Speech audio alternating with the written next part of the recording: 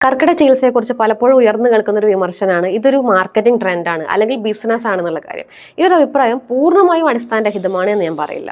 കാരണം പല ആരോഗ്യ സേവനങ്ങളും ആയുർവേദം ഉൾപ്പെടെ കൊമേഴ്ഷ്യലൈസേഷന്റെ ഭാഗമായി മാറിയിട്ടുണ്ട്. ഇറ്റ്സ് എ റിയാലിറ്റി എന്ന് കരുതി മാർക്കറ്റിംഗ് ചെയ്യപ്പെടുന്ന എല്ലാം തെറ്റാണെന്ന് നമുക്ക് പറയാൻ പറ്റില്ല. കൂടെ ഏറ്റവും കൂടുതൽ വിറ്റ് പോകുന്നത് മഴക്കാലത്താണ് എന്ന് കരുതി മഴയില്ലാന്ന് നമുക്ക് പറയാൻ പറ്റില്ലല്ലോ. അതുപോലെ തന്നെ കർക്കിടക ചികിത്സ എന്ന് പറഞ്ഞാൽ ഒരു സീസണൽ ഹെൽത്ത് കെയർ കോൺസെപ്റ്റാണ് ആയുർവേദത്തിൽ. ആയുർവേദത്തിന്റെ കാഴ്ചപ്പാടനുസരിച്ച് ഈ ഒരു നന്നായിട്ട് മഴ പെയ്യുന്ന ഈ കർക്കിടക മാസത്തിൽ നമ്മുടെ ബോഡിയിൽ ഉണ്ടാകുന്ന ബയോളജിക്കൽ ചേഞ്ചസ് ട്രീറ്റ്മെന്റിന് അല്ലെങ്കിൽ മരുന്നുകളൊക്കെ കൂടുതൽ ആഴത്തിൽ ഡീപ്പായിട്ട് അബ്സോർബ് ചെയ്യാൻ തയ്യാറായി നിൽക്കുന്ന ഒരു സമയം കൂടിയാണ്. അതുകൊണ്ടാണ് കർക്കിടക മാസത്തിന് ഇത്രയധികം ഇമ്പോർട്ടൻസ് കൊടുക്കുന്നത്.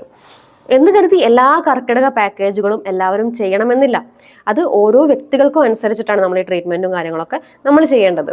അതുപോലെ തന്നെ ചില വ്യക്തികൾക്ക് ട്രീറ്റ്മെന്റ് പഞ്ചകർമ്മ പോലുള്ള വലിയ വലിയ ട്രീറ്റ്മെന്റ്സിന്റെ ആവശ്യമേ വരില്ല.